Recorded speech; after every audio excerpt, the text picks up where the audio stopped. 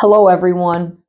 In my last devotional, I mentioned that many of us are kicking off the new year with fasting. Way to go, guys. So today I want to take some time to talk about fasting, what it is, and why it's such a vital part of our spiritual discipline. As we all probably know, fasting is a practice designed to bring our hearts into alignment with God's will.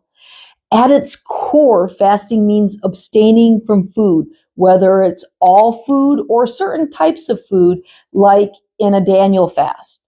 Now, I know many devotionals and churches talk about fasting from distractions like social media.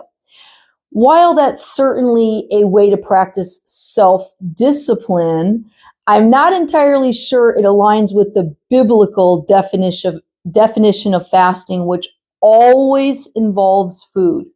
So when we fast, we are declaring that God is our ultimate source and strength. Through this act, we acknowledge that we are not self-sufficient and that everything we need physically, emotionally, and spiritually comes from Him.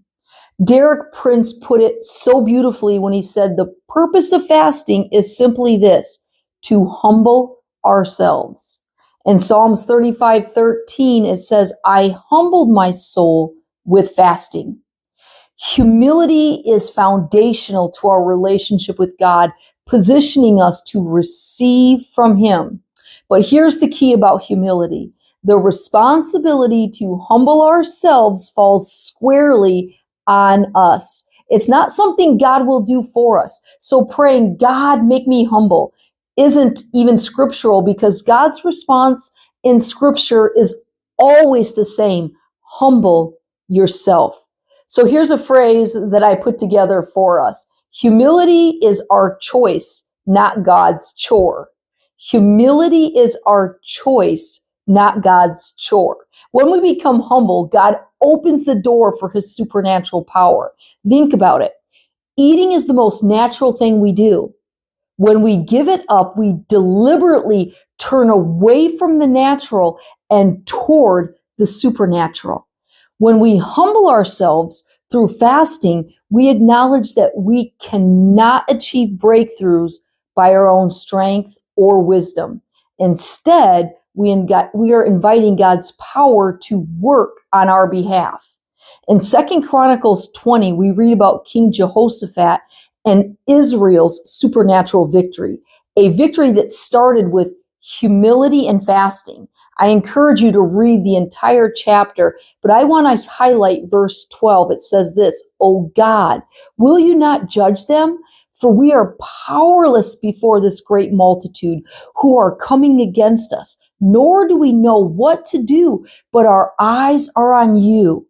Did you catch that? We have no power. We do not know what to do. They recognize their complete dependence on God and turn to Him for supernatural help. In doing so, they close the door on their own way and open the door to God's supernatural way. The result? A supernatural victory. So I pray that this year God's supernatural doors are open for each of you, that you and your families will see His miraculous hand moving across situations that seem impossible, improbable, or even inconceivable. May this be a year of breakthroughs through humility and fasting. God bless you all. We'll see you next week.